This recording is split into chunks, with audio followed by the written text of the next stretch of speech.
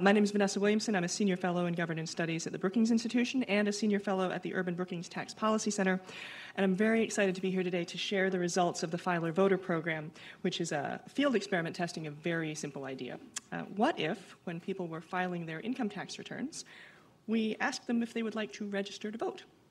And I'm thrilled to be able to share the results of that experiment today, and I'm, if it's actually possible, even happier to invite our panel here, a superb panel that will follow, that will be talking about tax policy and voting rights and how government can encourage active citizenship. So thanks again to everyone here today and to everyone joining us online. And before we get started, I want to thank a few of the people who made this possible. First of all, thanks to Daryl West, Emily Perkins, Letty Davalos, Louis Serino, and the Government Studies Program, and the whole team at Brookings. Special thanks to my former research assistant, who is now getting her PhD, Kirtland Kramer, and my current research assistant, Jackson Godey, for their work. I would also like to thank Mark Mazur, Bill Gale, Lydia Austin, and everyone at the Urban-Brookings Tax Policy Center.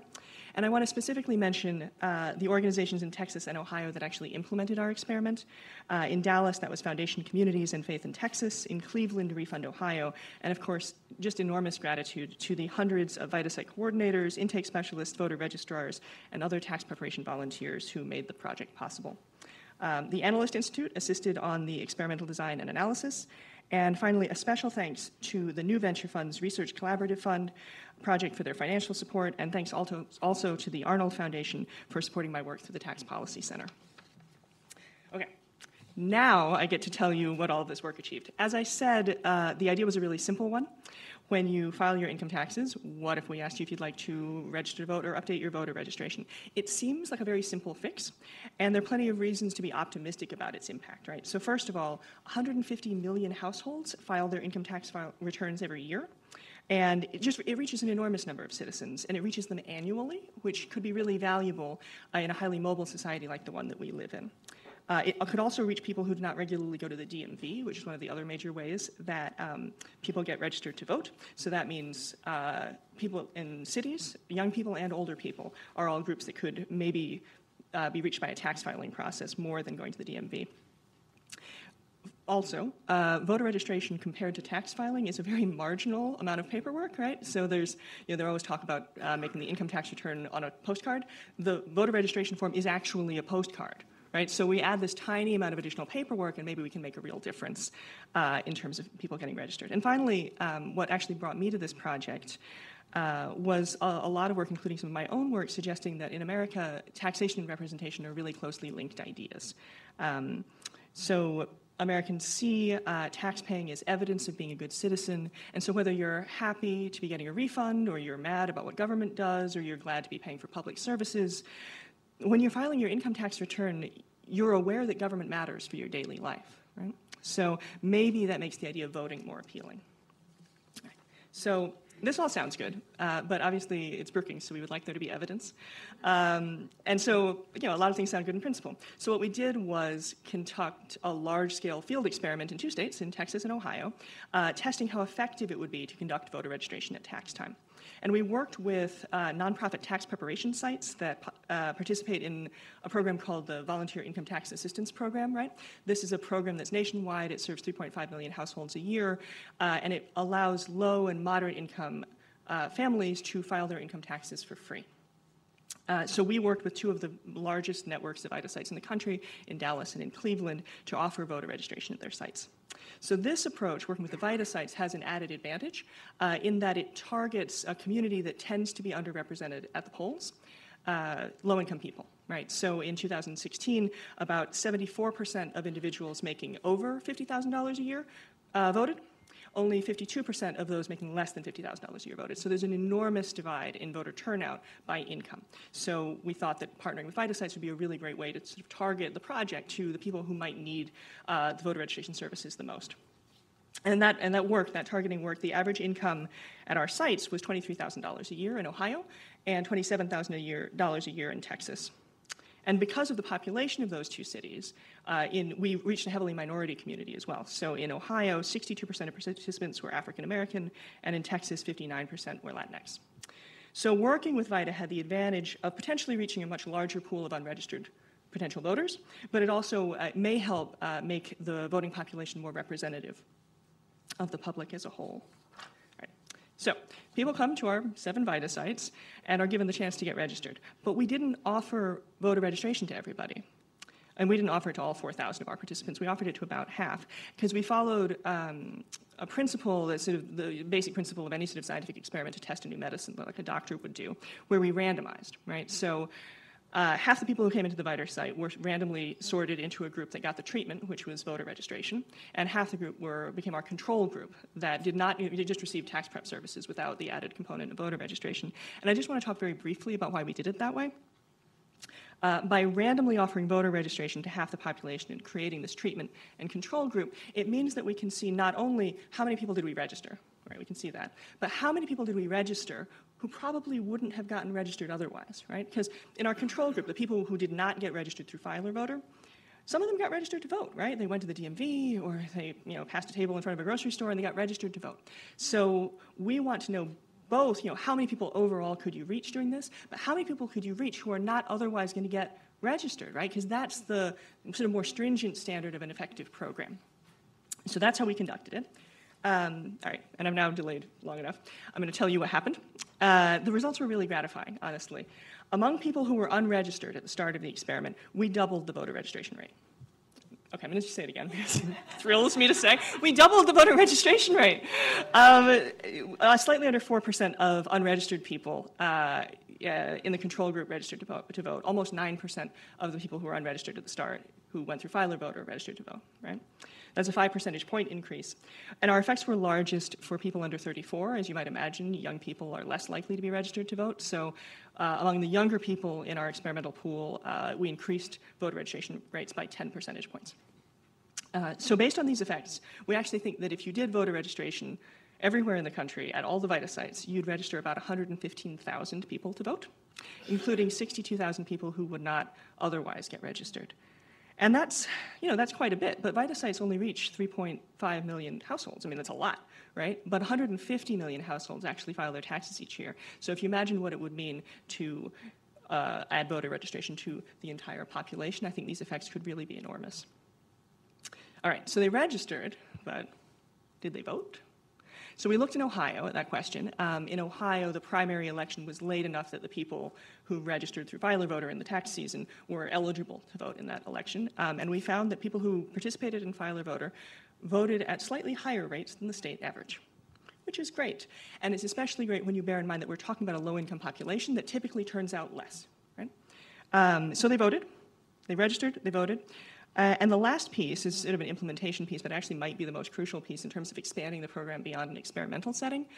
We measured whether getting asked about voter registration slowed down tax preparation, and it didn't.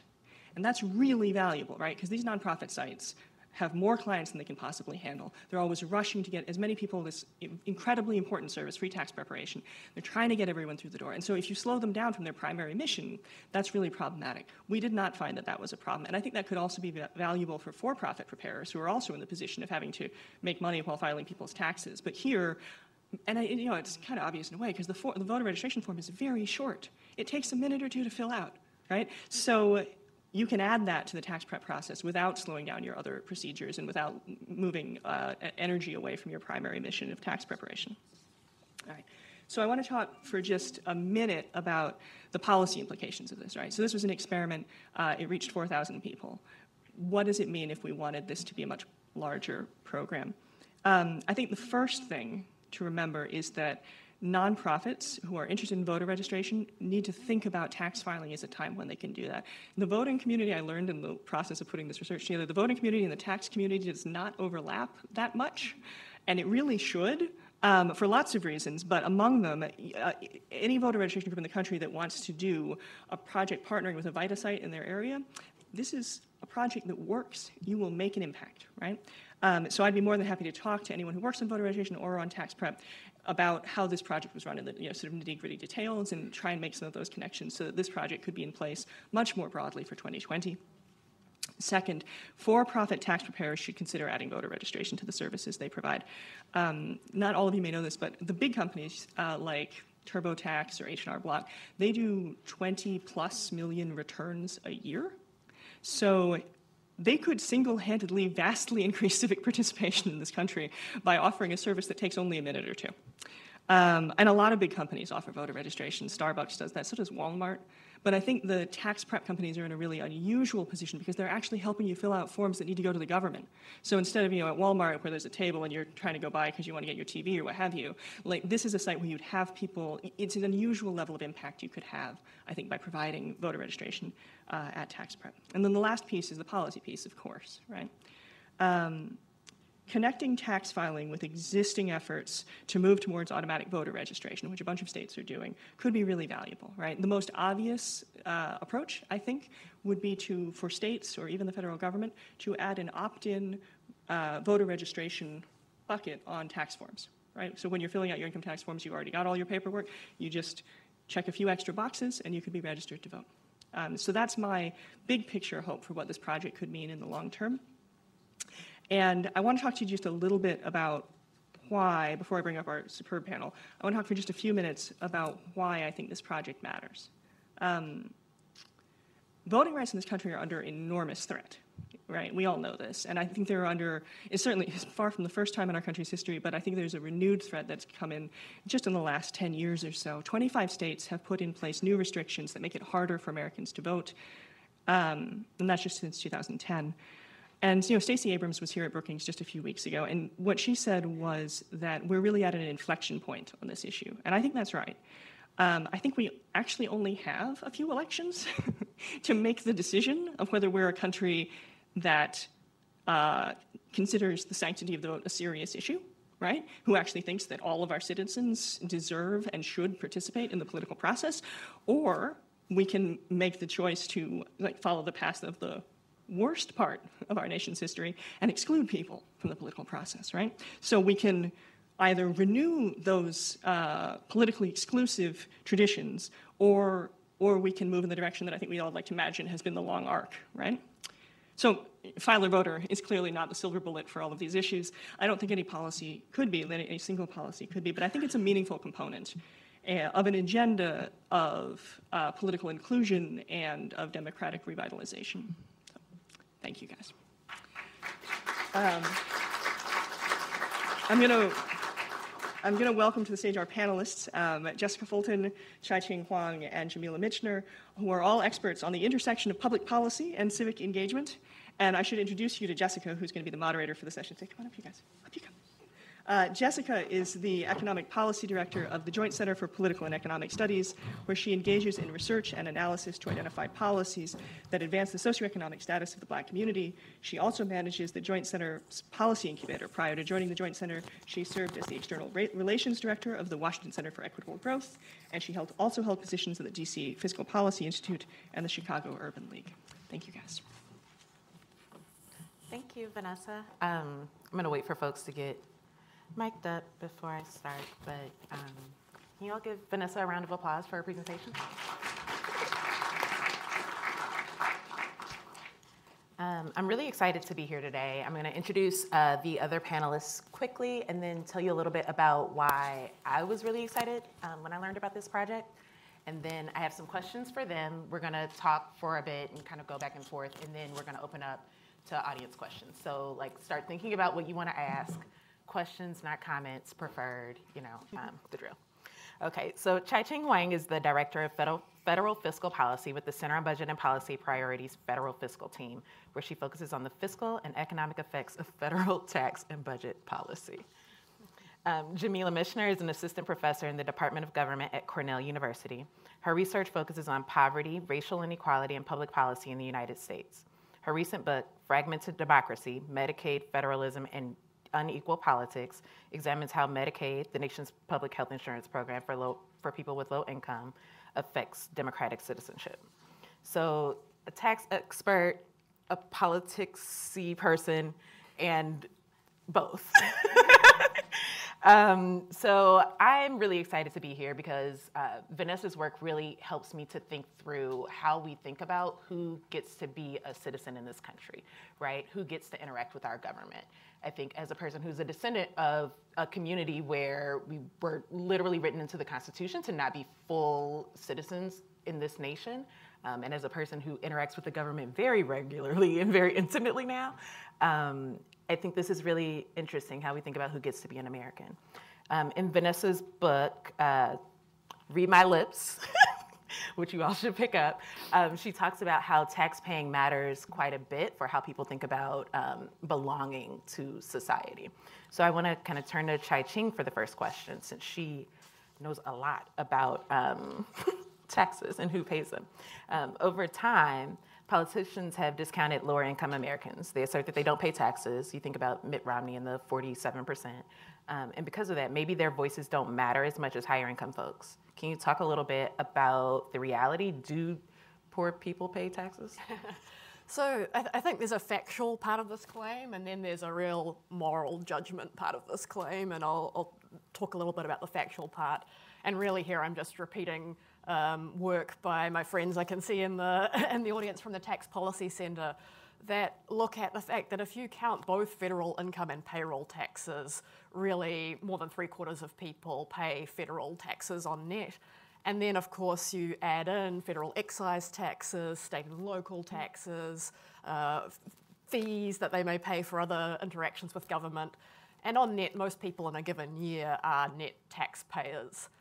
And then over time, that number increases further. So it really becomes factually misleading to try to compartmentalize people into taxpayers and non-taxpayers, both in terms of the taxes people pay over time, and the fact that their broader households that are outside their tax filing units and their broader communities that they may interact with, grandparents who are using Social Security or other family members that they may be supporting outside the tax unit, it's really not possible to divide people up that way. But of course, I think the deeper sort of values question there is whether or not paying net federal income tax or net taxes overall is really something that should be something that determines whether or not your voice matters as a citizen. Because of course, many of the people who pay no federal income tax in a year they have a really front row seat into the ways in which the economy is working and in many ways failing.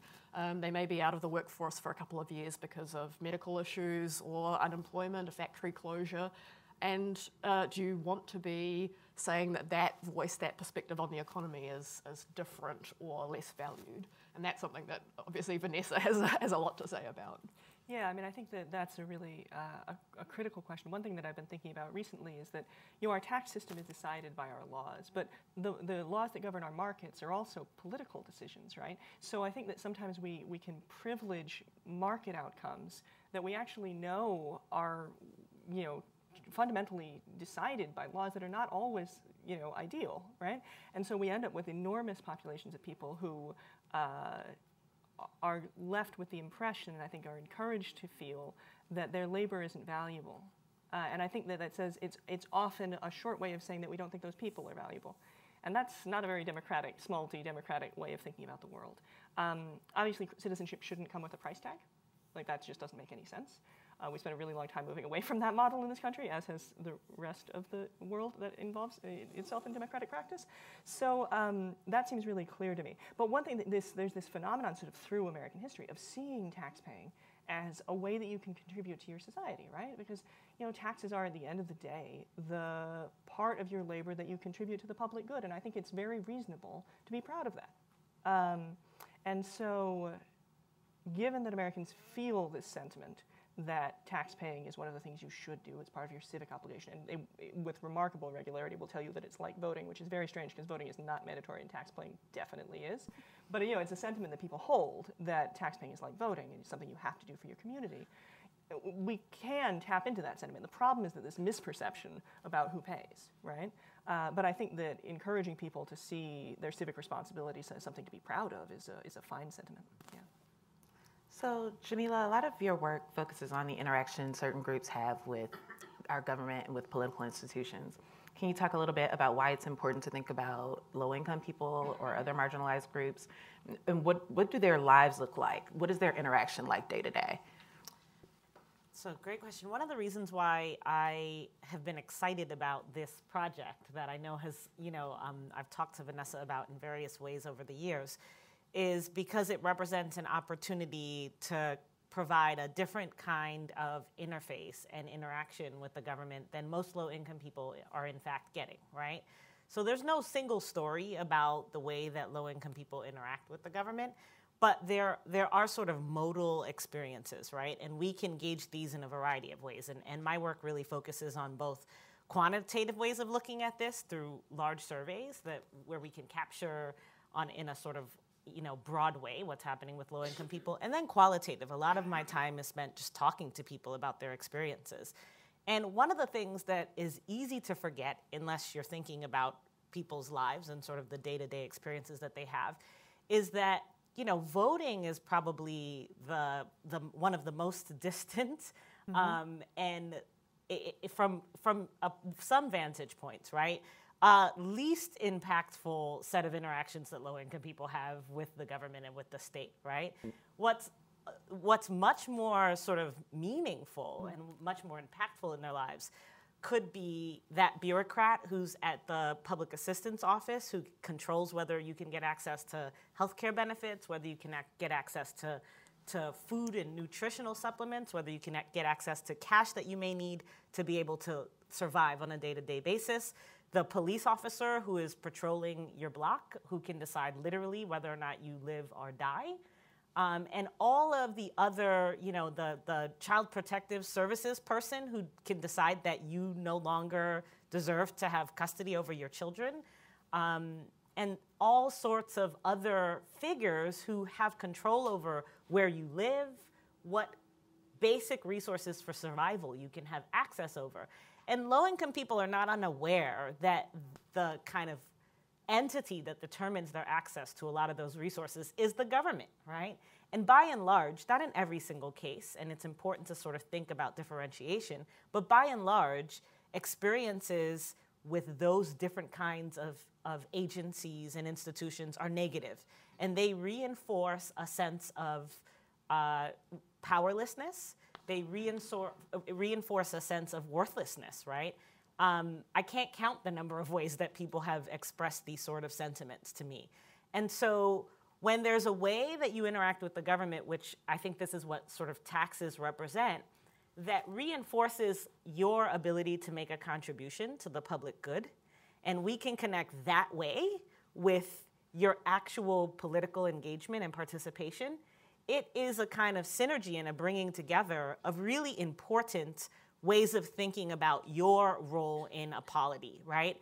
And right now, the state of affairs in the US is that too many low-income people don't understand themselves to have a role in our political community that matters and is meaningful. And so as many pathways as we have to changing that, I think it's for the better. So Vanessa, can you talk a little bit about that, the opportunity that you saw between having this happen right at tax time? Mm-hmm. Yeah, so there's been some really interesting work done looking at what low-income people experience at tax time, right?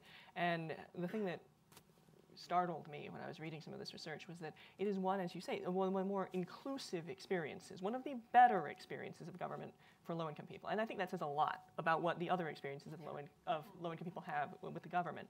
And it struck me that because I had done these interviews where I would ask people, so explain what you think about the sort of tax paying and why do people pay taxes, and people would say something about the country or civic responsibility. I'd be like, oh, what are other responsibilities like that? And I was expecting that people would either say a military draft or jury duty, which are the responsibilities that are actually like tax paying, and that they are mandatory public service and take your time. They're blood and treasure. It's the commitment we make to our polity. They said voting. Every time they would say voting, and I just thought it was so striking. So the idea that I had was, if there is an opportunity, if there's a moment when low-income people are having an experience of government that is comparatively positive, and one of the ways that it's positive is that it often involves a tax credit, right? So, a refund at the end of the year is a very positive experience, especially for low-income people who often rely on things like the earned income tax credit or the child tax credit to, for instance, pay winter heating bills that have mounted up, or to pay off some debts, or to put money away for their kids' schooling. These kinds of or purchase like a bigger ticket item, like replace a broken washer or dryer, or get that part of your car fixed, those sorts of things. The influx of money that comes in a refund is often one of the larger chunks of money that low-income people get to see during the year, so they can put it towards these expenses that are otherwise, I think, very difficult to cover. So at that moment, I was like, why don't we use that moment to remind people and sort of actually encourage people and treat people with the sort of dignity they deserve, that, you're citizens, this is one of the things you get to do is vote, right? And so that was my initial sort of impetus for the project. And then it occurred to me that it just made sense bureaucratically, right? Because tax filing is long and obnoxious. I'm in the Tax Policy Center, and I still think tax filing is like a long, obnoxious process. And why are we not taking that opportunity when you're already filling out paperwork to do one more thing, right? Yeah. So, Chye-Ching, I want to touch on one thing that Vanessa mentioned about tax time for a lot of working class Americans being a time when they're able to get something back that that will help them in their lives. Can you talk a little bit about like what the tax experience is for people earning, but it's under $55,000, but like people that are going to these VITA sites?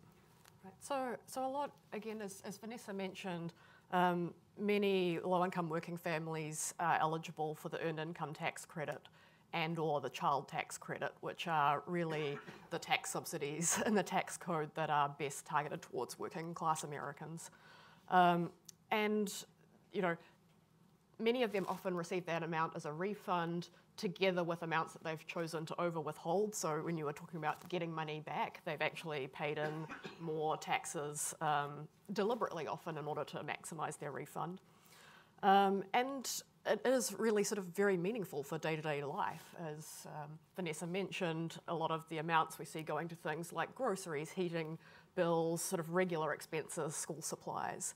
But then we're also seeing through a lot of the research that people often spend quite a lot of this amount towards things that Kathy Eden and others have called opportunity building types of investments. So paying down debt, saving up for a bigger ticket item such as a fridge so that they can buy groceries in bulk cheaper and save money across the year that way, car repair, moving to a better apartment that has better quality of either closer access to a job or just sort of generally better heating or other environmental issues. So this is a really sort of important time of the year, and people often have thought ahead to how they're going to use that refund amount. So it is a real sort of focusing time where many of these VITA sites do use sort of tax time as a way to engage people with other resources that might be useful for some of that thinking ahead.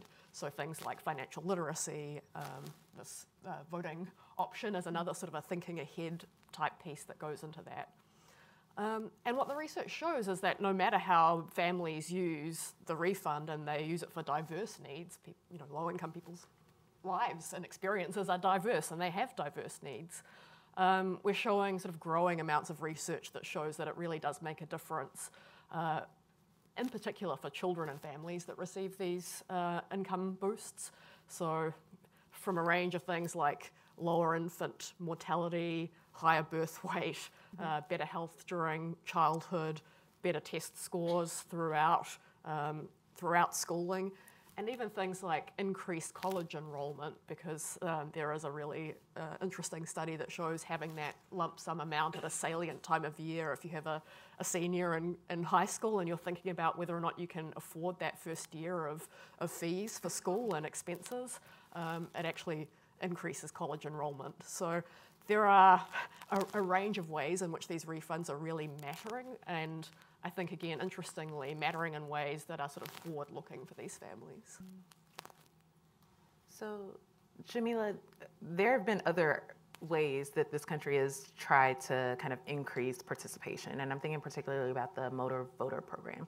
Can you talk a little bit about what that is and who that works for? What are the challenges there? Yeah, so the National Voter Registration Act of 1993, there are a number of different components to the National Voter Registration Act. There are different sections. The kind of impetus behind the NVRA motor voter was to kind of expand the electorate, right? There were these moments in the 70s and in particular in the 80s and toward the late 80s, early 90s when it became clear that, as Vanessa mentioned in her introduction, fewer and fewer Americans were voting, to the point that folks were sort of motivated to do something about it. And the idea was to sort of remove as many barriers as possible to voter registration and to create as many pathways, right? So not just removing barriers, but also create pathways to voter registration. And in particular, there was an awareness of who wasn't as likely to register to vote. And among that group were low-income Americans, right? So probably one of, for me, from my work, one of the sections of the MVRA that stand out the most is Section 7. And Section 7 essentially said, well, let's go to the places where we know low-income people are. And they may not be as likely to register to vote at the DMV, but we know that they'll be at public agencies, right? So they'll be in various spaces where they sign up for public benefits. And in those agencies, let's give them an opportunity to register to vote. One of the things that happened in the wake of the initial passage of the MVRA is that compliance with the law, especially with Section 7, especially with that piece, that component that was most focused on expanding the electorate to incorporate low-income people, compliance just sort of dramatically dropped over time. And the drop in compliance varied a lot across states. One of the things that I look at in a paper that I published a few years ago was, well, what explains this? You know, what's going on, right? And part of what explains the compliance, I find, is what looks to be like a form of institutional racism, right? So in states where a larger component of the population and of the electorate is African American, we see less compliance with the law, right? And there are all sorts of other things that explain the ebb and flow of compliance, but the general direction has been towards less rather than more compliance. And there's been sort of intermittent enforcement of the MVRA that varies, for example, depending on who's in office, like the presidential administration, and varies also on levels of enforcement at the state level.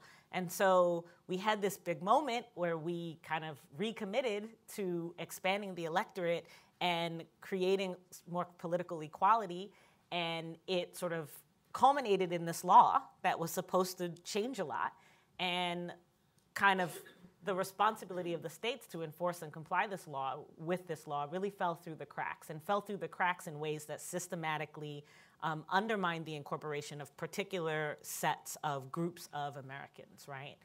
And so our history isn't great. I think there are some things there are some useful lessons here, right? One of the things that I find especially promising about Voter Filer is that, you know, I appreciate that Vanessa laid out some ways that states or the federal government could be a part of the process, but there are also these other options for, you know, non-governmental entities to be involved. And so even if a particular state like Texas, for example, might not be super excited about getting people to register to vote, non-governmental entities can still take sort of the reins and try to make things happen without, you know, relying on what might be an otherwise hesitant or recalcitrant state to take action. And so there are some more possibilities there for which actors can be players in making these things happen. You mentioned that different states may have different different levels of compliance with this law. Vanessa, can you talk about the difference between Texas and Ohio? Like, what were there any challenges? Like, are there things that we could learn from this project? Yeah, I could talk all day on this subject. So one of the, you know, I'm a political scientist. I was broadly speaking familiar with the ways in which states have moved to make it harder for people to vote. But actually getting to experience them in the course of trying to run an experiment in two very different settings was eye-opening nonetheless. There have been a set of rules put in place in Texas, but not in Ohio. And Ohio has its own voting issues. I'm not saying that Ohio has no voting issues. But a set of rules were put in place in Texas that did not exist in Ohio that their impact was to make it very hard to do a voter registration campaign. It was not especially hard to personally register to vote if you wanted to as an individual, but if what you wanted to do was register a lot of people to vote, it's really difficult. And I'm just going to talk about a few of the rules that were put in place. And I should be clear that I actually had to put a fair amount of effort into learning these rules. I had to talk to county commissioners about it. I had to talk to the state board of, I had to speak to a lot of officials to actually even understand how I could, within the law, conduct a voter registration campaign. And I have enormous resources at my disposal in terms of understanding the law, of being able to reach out to experts on these issues, right? If you're just an average person who wanted to run a voter registration campaign in Texas, you do not have those things available to you. But among the rules that we encountered were, one, if I wanted to collect a voter registration form from one of you, well, first, I can't because I'm not from Texas. Two, I would have to be an eligible voter. I don't technically have to have voted, but I have to myself be eligible to vote. So in an immigrant community, for instance, where there is a large population, particularly of older people who are perhaps not yet citizens, but their kids are all about to become citizens, or about to voting age citizens, it becomes harder to run a voter registration campaign because if you aren't yourself eligible to vote, you cannot collect a voter registration form from somewhere else. You have to co-sign a special receipt for the voter registration form, which gives you the strong impression that you are validating the information, but you are a private citizen, so cannot in fact you cannot in fact judge whether someone in fact lives at that address, right? So there's a sort of chilling effect that I think occurs because of that. But even more important, in order to collect that voter registration form, it's not enough that I need to be an eligible voter in the state of Texas. I need to be deputized by the county. And that's a county by county deputation, and I believe there are 254 counties in Texas. So if I'm going to be sitting at a table collecting voter registration forms like you see on every college campus, every election year, I need to have gone to a special training at the county office. Now, in a county like Dallas, the county office wants to help people get registered to vote. They cared a lot about it. You could get that training done, I think, every lunch hour and every day after work. Now, if you're in a county office and don't feel like encouraging voter registration campaigns, you could offer those trainings far less often, right? So you have to be deputized by the county, and then you have 5 days to submit the voter registration form by hand to the county office. That's 5 days, not 5 business days. So there was a point at which I and my research assistant were sitting in my office looking at a calendar of the spring, right, because tax season is the spring, and figuring out if we collected a voter registration form after 5 p.m. on a Thursday, how could we arrange a carpool situation to get those forms to the county office on Friday, because if the Monday sometimes offices are closed. So we had to do, it was an enormously arduous process. The other piece where I really saw the effect of voter suppression in the course of doing the experiment was we then matched the names to the voter file, right? And if you were here a few weeks ago and heard Stacey Abrams speak about this or just followed the news, requiring an exact match of a name is a really good way to have names not match, right? And I was sitting there with the goal of getting every name to match. And so I got to see that, apostrophes are a problem. Spaces are a problem. Alternate spellings of traditional names, because obviously, you fill out a form by hand, someone types it into a computer. If you have an unusual spelling of your name, you're just going to be more likely to be errors. And so what I got to see firsthand is what we know in the aggregate disenfranchises people of color, right, and people from immigrant communities. And so the extent to which it was more difficult to conduct this experiment in Texas was really, I knew it going in, but I did not really know how much more difficult it was going to be. And it's actually one of the reasons I wanted to do it that way. I wanted us to do the experiment in a place where it would be hard. Because the point was not to make my experiment work, though that was great. The point was to test whether this would work in reality, right? So I can't just do voter registration in the place that voter registration is easy, where you have 10 days to submit a voter registration form by mail, and you can collect voter registration forms without going to the county and all those things like Ohio. Yeah, sure, I could get my experiment to work there. But what I wanted to know was that my experiment, you could take it to Texas, that you could take it to somewhere like Florida, where they're making these rules more stringent, and actually expect to see a real effect in the real world. But yeah, Texas. So we're coming up on 2020, so things are happening, and in a couple of states, you talked about Stacey Abrams, Andrew Gillum, I know, is working on this in Florida. People are actively trying to make sure that more people are able to participate in our democracy. I have a question, I guess, for everyone on the panel. What would change, or why is this important? Like, what would change if we allowed more folks, in particular lower income folks, to participate more fully? You know, so it's funny. I was giving a presentation recently, and I was talking about expanding the electorate, and someone in the audience said, you know, I can think of some places where I don't necessarily want to expand the electorate, right? I can think of some places where if the electorate expanded, those people would be wanting policies that I don't want. So what do you think about that, right? And one of the things I said was, look, there is the kind of practical considerations that we all have based on our politics and maybe our partisanship or what have you. There are outcomes that we would like to see happen in our political world. And there are folks that we know if those folks engage, those outcomes might be more likely to happen. And so that's one set of considerations. I think another set of considerations that's important to me, in addition, is the kind of quality, the sustainability, and the veracity of our democracy, which sounds really cheesy, and often I put democracy in scare quotes. So it's not to say that I don't have my own cynicism around democracy, in particular in the US. But it's what we have, and it could get better or get worse. And I suppose it could stay the same, but it seems like we're gonna have to make a choice. Like it will be one or the other. And so I think the best outcome is just that whatever the tangible material outcomes are, that they are more reflective of more people's voices being involved in the process.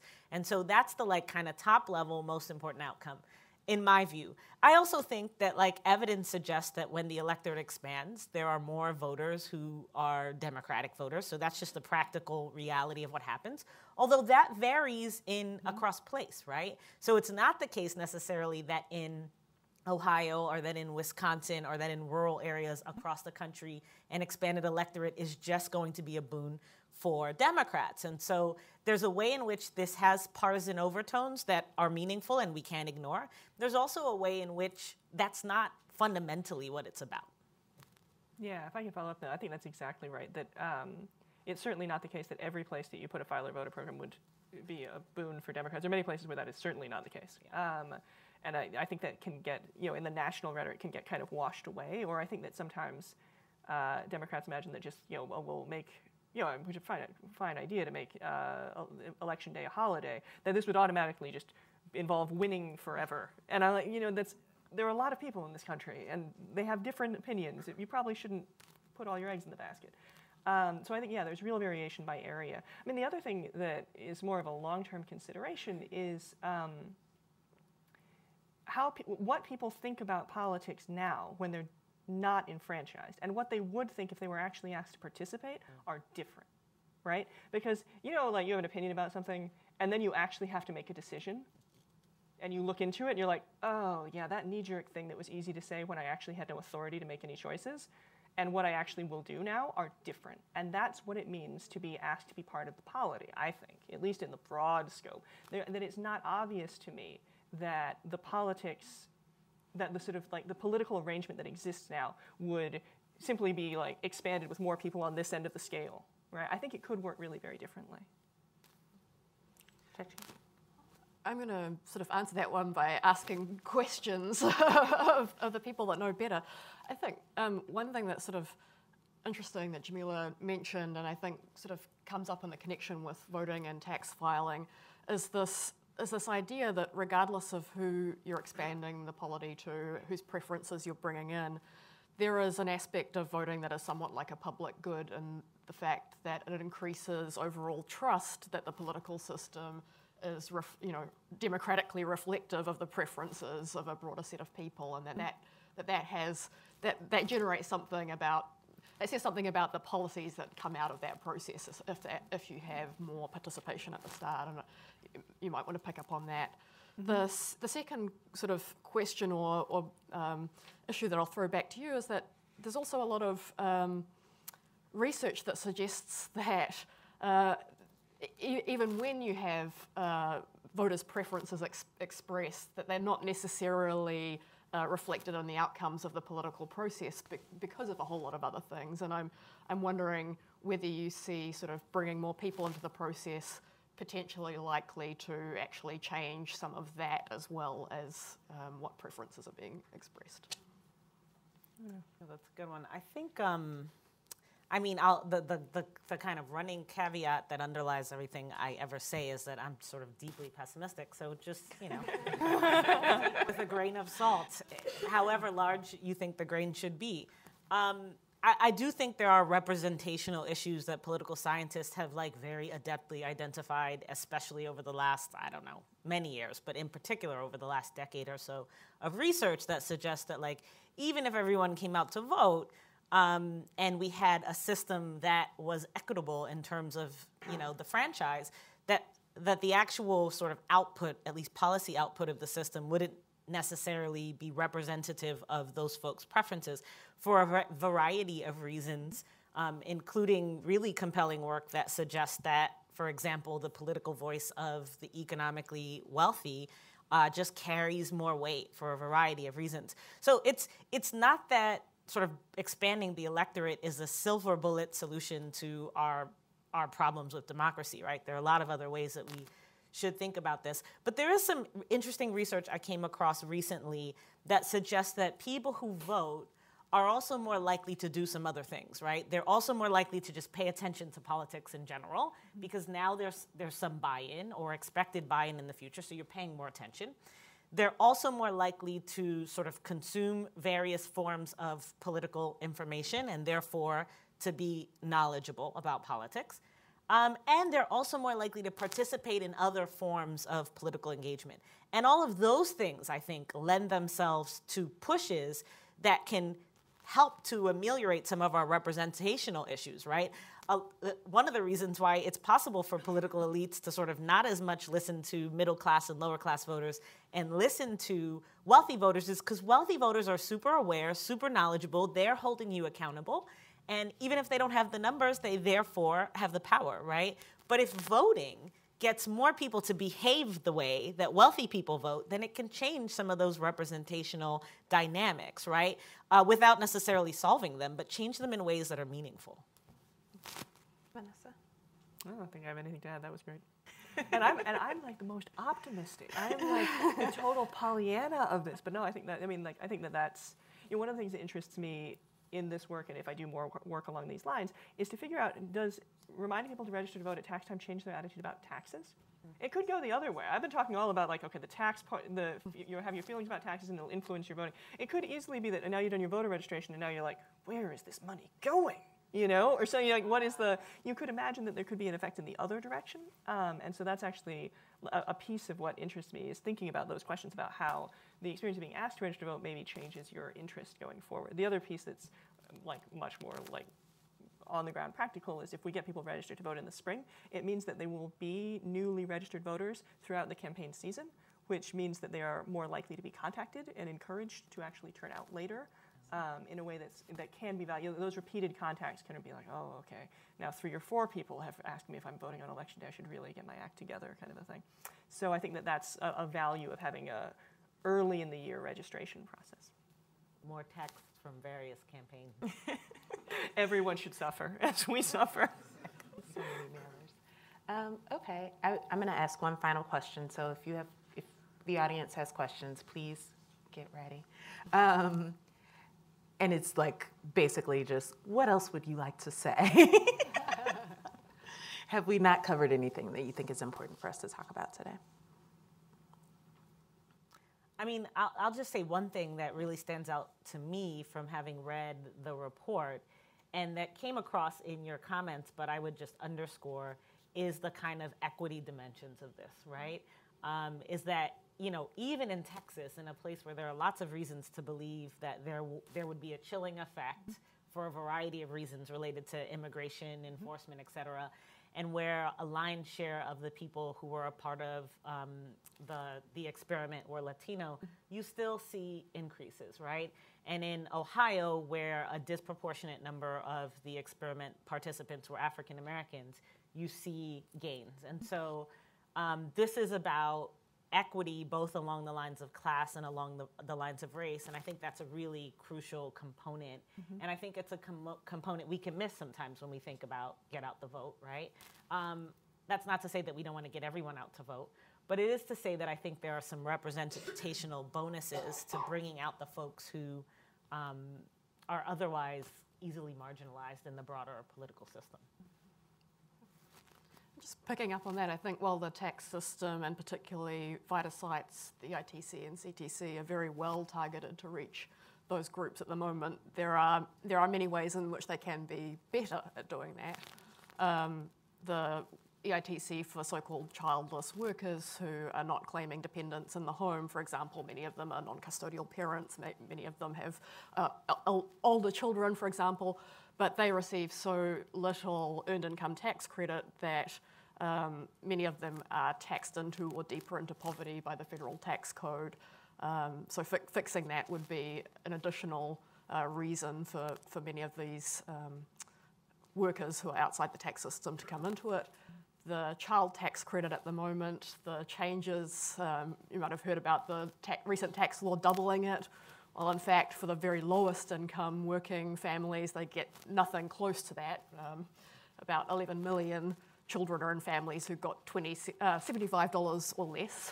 So again, expanding the child tax credit, eventually making it fully refundable would be a much more inclusive way to target that credit and would have some benefits in bringing more filers into the tax system over time.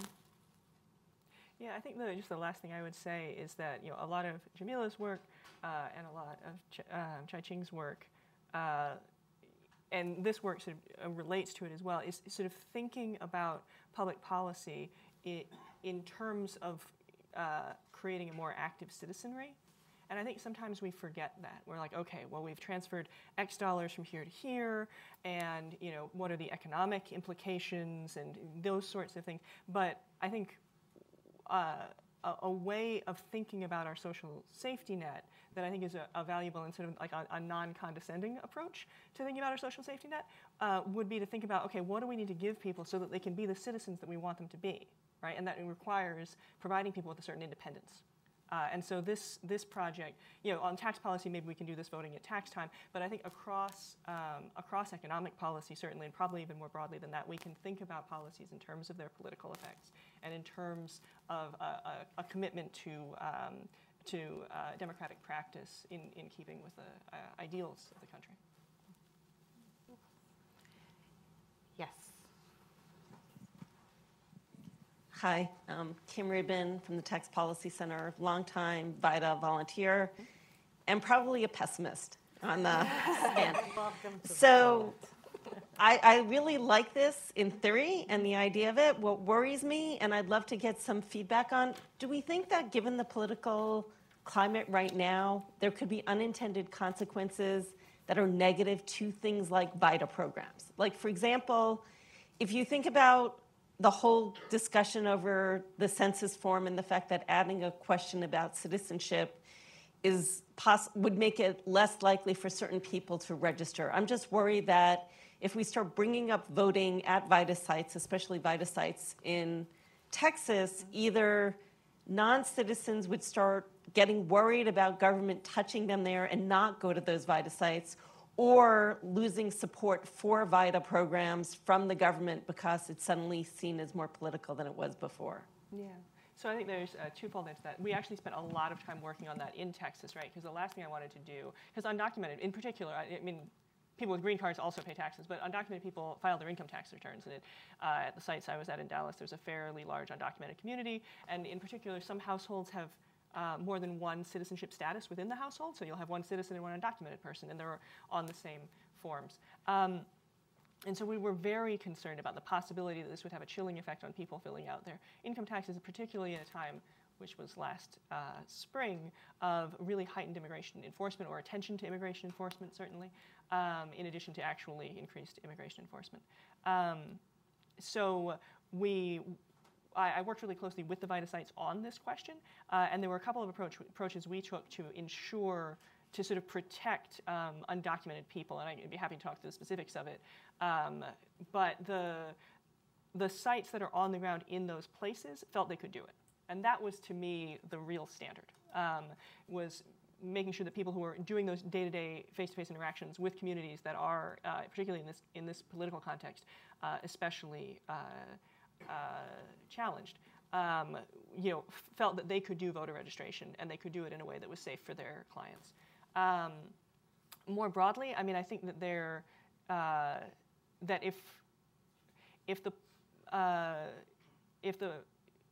if suffrage becomes so politicized that we cannot encourage it, I think that we are in a place beyond repair. So I think that the value of that commitment to universal suffrage is something that we cannot protect by failing to try and achieve. Up here. As a member of a nonprofit, the League of Women Voters, I wonder how you see a role we might have with tax preparers, and I'm curious what their objections might have been to registering voters. If you think there were viable ones, or... Oh, absolutely. So I think that people who work in VITA sites work really hard. Like, this is hard. You're doing people's taxes for free on a voluntary basis in your spare time. Truly, this is selfless. But it really, and it is huge financial benefit to low-income people to do this work. So one of the reasons I was really concerned to make sure that voter registration itself did not lengthen the time it took to do tax prep was because the last thing that VITA volunteers need is another paperwork headache that they're dealing with, right? And I'll tell you that doing an experiment is actually an enormous paperwork headache, and bless the people of the VITA sites in Dallas and Cleveland for being willing to do it, right? Because there were consent forms and surveys, and they had to send me copies of all these documents. It was a lot of work, right? Actually, just doing voter registration outside of an experimental context would be a breeze for anyone who can do their taxes. So I think, but there are specific ways that I suspect, and it would really be about connecting the voter registration group who wants to help with that piece to the VITA site and finding the way to make it work in their specific contexts, right? There are sites where it'll be more valuable than others. Obviously, sites with larger citizen populations will find that they get more voter registrations, right? And so, sites that are maybe on a college campus where the campus does voter registration anyway wouldn't be a valuable service there, right? So I think there are site-specific aspects of implementation, but the goal, and I would love to follow up with you about it, would be to connect local voter registration groups with VITA sites. And my experience of VITA sites across the country has been that a shortage of volunteers is the biggest problem. And I know the voter registration groups in this country have a lot of volunteers. So there may be ways that these groups can leverage one another to actually produce a really effective program locally. Yeah. As an educator and school administrator for over 40 years, I don't hear a lot about education. I know the registration is complex, and it's a very important and crucial issue, but people need to know why it's important for them to vote. And feel that they're not disenfranchised. They go to a voting site once they are registered and feel comfortable with the process. And I think that's a big piece of it too. I mean, we could make it available, and obviously it's complex, but if they don't have the interest and they're not advocating for themselves to actually do it and they're comfortable with the process, we could have it available, but people won't actually do it, or they may register but not see the value in actually voting. So what are we doing in terms of educating people? I think I might throw that open to the group as opposed to me. Yeah, I think this is a great question. I think it's one of the reasons why there's no one single approach that solves everything, right? So there are different, the nature of barriers to voting are varied, right? And so one barrier is really about access. It's just, I forgot to register. I didn't have the time to register. I don't know how to register. And given that opportunity, I will be registered and then I will vote, right? And there aren't any kind of knowledge problems in terms of understanding how the system works, or interest, a lack of interest, or efficacy, not really believing either that you have the ability to make a decision about your political choice that is sensible, or not believing that even if you make that choice, it will have any effect, right? And so this tackles one aspect of a kind of structural barrier. The question of some of those other, what I think of as engagement level variables, will people have interest? Will they have efficacy? Will they actually do this even once the institutional barriers are removed? I think that opens up a whole different kind of space, right? I think education is a component of that space. There's a really interesting study that was published late last year in December of 2018 by a political scientist, a couple of political scientists who showed that experiences, for example, more so, for example, than civics courses, your actual experiences with authoritarian relations in school affect how and whether you engage politically over the long haul of your life, right? And so, you know, on a day-to-day basis within institutions like educational institutions, within institutions like political institutions of various sorts, I'm working on a project now that looks at civil legal institutions, and people are having experiences in civil courts when they are being evicted or when their children are being taken away or what have you, that are completely demobilizing, right? And so there are these other institutional spaces where the efficacy and engagement issues have to be addressed. And I think that's, you know, we can think about ways to connect that to this, but I think that they're sort of different spaces. And I think we need to be able to have both in view at the same time, because it's really a both and not an either or. So it's important to ask this question and to think about the issue. Up here. Right here. Hi, I'm old retired guy. Thinking about all of this, so in today's world of big data and all of this thing, everyone who was a citizen of the United States who was born here, there was a record of their birth.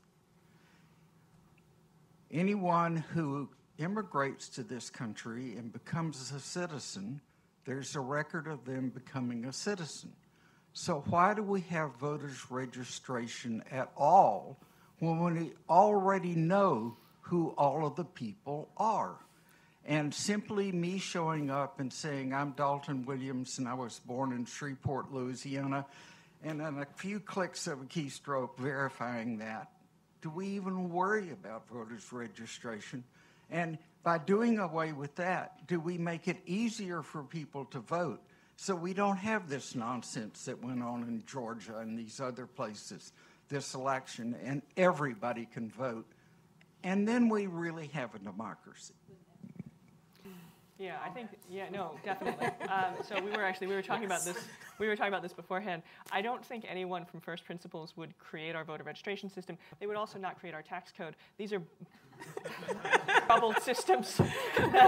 And so this solution is a solution for this time and this political moment and this time in our history where a series of decisions have been made that we would have chosen differently otherwise. Yeah, no, absolutely. I think that there are any number of simplifications and improvements, but given that particularly because I think we're at this inflection point in elections in this country, we need to be able to protect our democratic institutions in the immediate few years, and then maybe we can do this, right? This approach. And that would, you know, the long-term goal would certainly not be to combine two overly arcane processes into one slightly simpler process. Yeah. I think it's worth sort of thinking both about how to address the immediate problem in front of our face, and also how to build and lay the groundwork for broader system-level transformation, you know. The system-level transformation is really hard to think about right now when it feels like even very simple things are hard to make happen on a large scale in many places throughout the country. But, I mean, the appeal to logic is welcome. Are there any more questions? Yes. There. Either. Thank you. Yes, picking up on that a little bit, I mean, one of the issues is our federal system, and even national elections are administered by states with all sorts of different rules. So getting to that logic is really, really hard. Are there other sort of things happening at other states related to this that you're encouraged by, or alternatively you're not so happy with? Mm-hmm. So I think in broad strokes, there are a number of states that are moving towards an automatic voter registration system, which is, again, veering in the direction of logic. And that's really encouraging. A lot, Illinois, Connecticut, Washington State, a bunch of states, California, have all sort of moved in that direction. I think that's extremely valuable. And I think that there could be a piece for this within that framework, right? That when government agencies are thinking about, because you have to, it's also where you live. So when you're encountering these different agencies, and there's a sort of an opt-out rather than an opt-in procedure to get people updated on the voter rolls. The tax bureaucracy is one of those agencies that I think should be a player in all of those discussions. And so as Jamila was suggesting, for the states that have, at least in recent years, committed to moving in the opposite direction, I think that there's a serious space for nonprofits and for-profit tax preparers both to maybe step into that breach and provide the services that we would prefer to see, universally the case across all the states. But I'd love to hear more from you about the. Yeah, so it's interesting when I try to see if there's some sort of optimistic picture I can squeeze out of this somehow. Maybe I'm biased, but one of the things that I think about is it connects back to what you said around big data, right? And big data really cuts in a number of ways. And one of the ways that it cuts is that even in the context of various forms of like electoral retrenchment, it provides us in the longer run with leverage for identifying the effects of some of the policies that strike us as more problematic, right? And so I think we're starting to see, and we'll see more and more going forward, more transparency and clarity around what the effects of policies that are undermining the electorate are. And I think that will just create additional barriers for implementing those kinds of policies, and it also create additional sort of fodder for opposing them. And so that's one way that I think big data can equip us with the kind of tools that we need to at least kind of, I think, erect an opposition to those who are inclined to continue to erode and undermine voting rights. And I think in terms of using the tax filing apparatus, worth keeping in mind that, of course, there's precedent for the line on the form asking whether you want to contribute to the presidential election fund. So it's not the only place on your tax filing forms that you encounter this idea of electoral process. So it's not necessarily a huge lift for states to sort of co-opt some of that framework to do some of that work that you're talking about. Vanessa, I'm curious, was there a way for you to identify if perhaps the people who were registering or doing these, going to get their taxes in were returning citizens? So like, how do we think about people who have actually had their rights taken away that may not be included in this universal right? Yeah, so this is something I looked into because as I knew that the results, the percentage of people, unregistered people in Texas who would register would be lower because many unregistered people in Texas can't register because they're non-citizens. But a second concern I had was this, question of returning citizens, and in Ohio actually had less stringent rules on this as well. That is to say, your voting rights are easier to reobtain after incarceration. But I couldn't see it in my data, but I think that it is a perfectly plausible avenue that could help, particularly for states that re-expand voting rights to formerly incarcerated people. Often the hurdle is that they have to re-register, so you have to put all of the sort of systems in place to make that occur, particularly for a population that has just been told about as firmly as possible that the state is not on your side, right? So I think that it could be a part of those processes for sure, yeah. And there was a question back here. So I was just wondering if there were any other government functions that people associate with a positive experience of their citizenship that voter registration could also become a part of. Yeah, that's a hard one. A hard one, of course, from one of my students at Cornell. Next class you take with me, I'm going to remember this. I'm only joking. That's not how I work. So I've been thinking about this a lot lately. I've been working on a project together with a colleague of mine at Duke University, Carolyn Barnes, and we've been trying to think about whether there's any sort of, or what heterogeneity looks like, because there's this overarching story of, well, basically for poor people, the government is creating a lot of demobilizing experiences. And we tried to think about like, but that's not always true, right? When is it true and when is it not true? And so we've really been thinking sort of program by program, policy by policy, where are these opportunities? And there are a number of places that we have identified and a few that other political scientists have as well. So for example, we've been doing some research looking into the WIC program, Women, Infant, and Children's. And what we found is that, like, unlike most other means-tested programs, there's actually a boost in political participation for people who participate in WIC. One of the reasons that we suspect is the design of the program. It's very much about sort of actually engaging mothers because the goal is to improve their nutrition and health and their children's nutrition and health. So there's an informational component. There's a way in which they are interacted with dignity as though they're people. And it turns out when the government does that, there's a lot of possibility for good happening, right?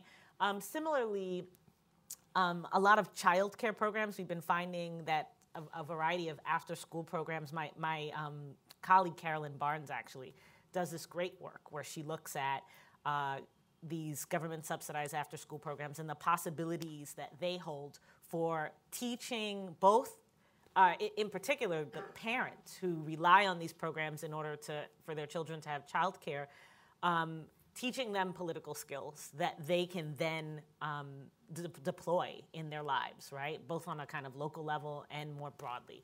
So it's certainly the case that there are sites of possibility, right? But those are fewer and far between than we might otherwise like them to be. I also think it's just important to remember the sort of potential for a virtuous cycle that we talked about before, and to remember that these settings are policy choices. These settings of these experiences that have been designed to be negative and demobilizing are often intended to be that way. And potentially if we attack it at some point in this cycle of policy making and experience of government, create a process by which the policy outcomes are more reflective of preferences and are not being set up to be sort of deliberately punitive, we might end up in a better place. And so I think attacking this question from lots of different places in the cycle is a good answer to my previous question and to this one as well. And that also gets back to the heterogeneity across programs, across states.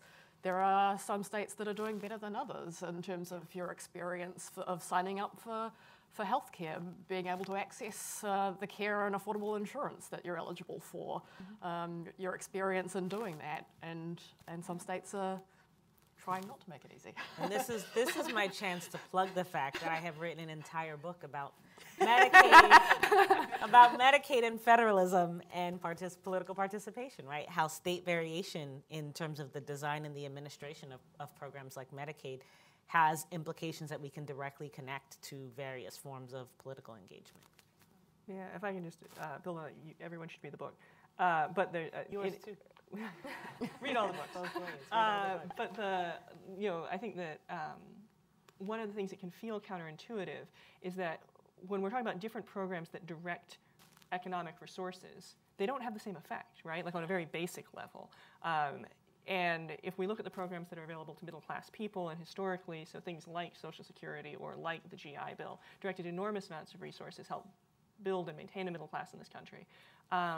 And so it's certainly the case that government can do things that are extremely bureaucratic, that enormous government systems that have a direct impact on people's lives, and you have to go and get benefits, you have to fill out paperwork, and it has an enormous mobilizing effect, right? Yeah. So we often fail to do that in means-tested programs, yeah. But it's certainly the case that government can provide those kinds of benefits when they so choose. Yeah. Absolutely. Oh, back here and then up here for two. So, sorry. So I think it's Kathy Eden's work that shows that people who really depend on the EITC want to pay for their tax preparation because they think that the service they're getting is better, or in some cases can get their refund faster. And I was just wondering how you think we could incentivize those for-profit taxpayers to use this sort of registration system, this voter registration system, so that we could amplify the impact. Yeah, this is this is the question I have that I'm going to spend the next several months trying to answer. How do I convince, a TurboTax or an H&R Block that this is a good thing to do? It is obviously a very good thing to do, H&R Block and TurboTax. Look, I think that if your entire, I think there are a couple things. One, if your entire business model is dealing with people when they're doing something that irritates them, why not add something that everyone sort of gets to feel a little bit good about? I mean, like this is a thing that you're like, I think it would be relatively easy to demonstrate, makes your clients happy. It is not an enormous additional lift. It does not cost you extra money, which is a big point. Which is the reason I measured how long it took people to do taxes is because, very reasonably, if you own a local H&R Block franchise, and this is going to take an extra 10 minutes for every tax return you do, that's actually going to hurt your income, right? So those were some of the considerations I have in mind. But I think that to some extent, it's reasonable to think that major companies in the United States play such an enormous role in providing social benefits, right? That's how our healthcare system works largely as an employer-based system, and that if you're a company that wants to demonstrate your concern for the sort of dignity and respect that should be paid to your clients, then I think offering the opportunity to register to vote is a pretty good idea. It also doesn't take long and is very cheap. Please do it. Thank you.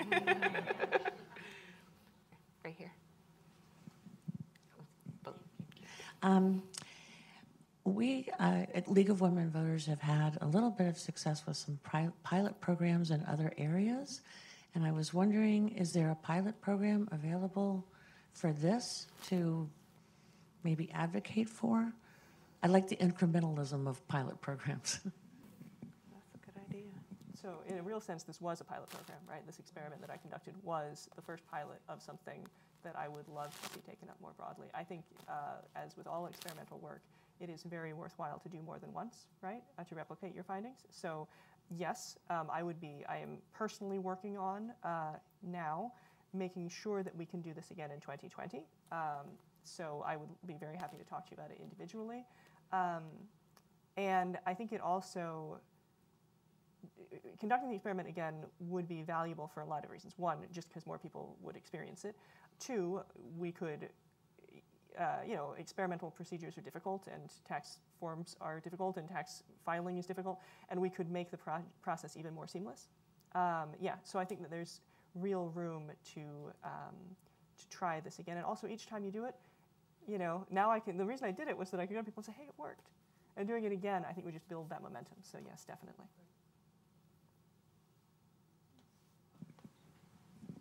One of the things that the League of Women Voters has definitely learned is that to register a voter is not necessarily to have that person vote. And so I know that wasn't part of your experiment, but I wonder if you came across anything coincidentally that you could suggest as to how to get registered voters to the polls. Yeah, so I did look at turnout for Ohio, where the primary election was late enough that the people who registered through my program could then vote, and I would also be able to produce the results, in a reasonable period of time.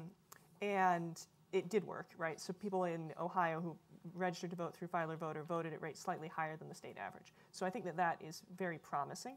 I think certainly much more could be done in that regard, and there are an enormous number of political science experiments that have been conducted about how to, for registered voters, move them to turn out. Right, and I think that one of the sort of obvious things that I have considered if I did another pilot version would be to have people fill out a postcard that would be then mailed to them, reminding them to vote. They just fill it out themselves, and then the tax prep nonprofit or for-profit holds onto those, drops them in the mail in October, and you got a personal reminder from yourself to get to the polls.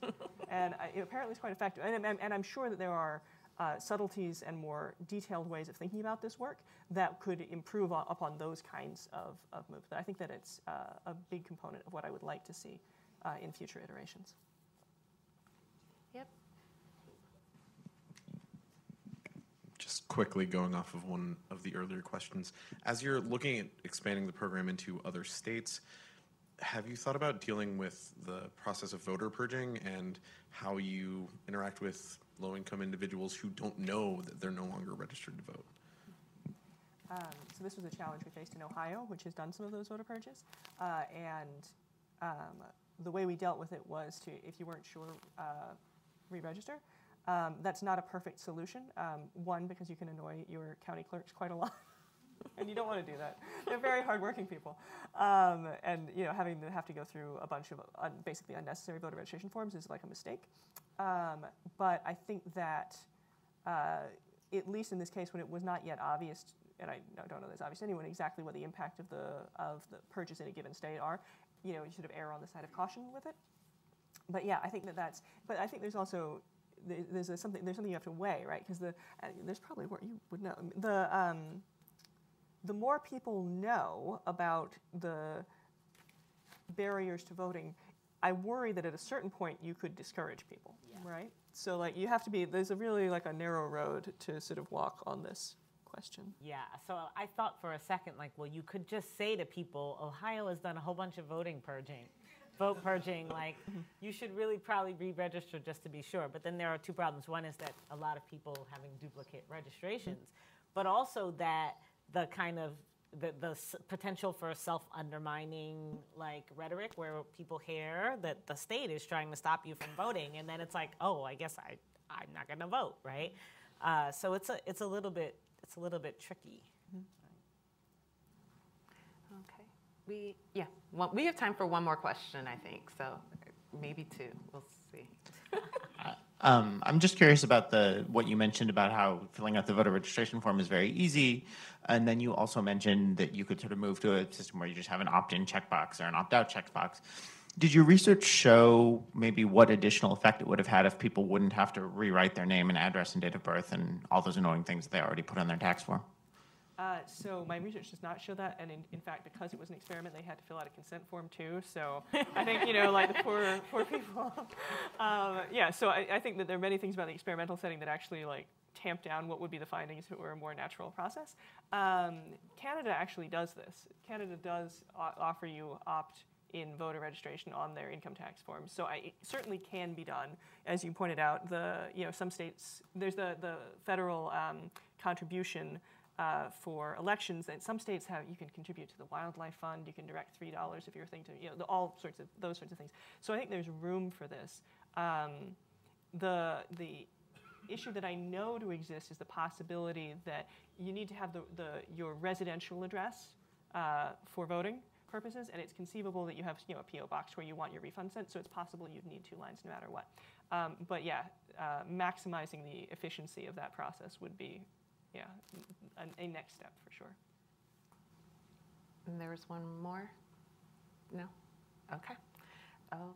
I think we can wrap up. Does anybody have any final thoughts they'd like to? Okay, well, thank you so much for having us all here. Thanks, y'all, for coming. Thanks for watching. Be sure to like and subscribe for more videos from Brookings.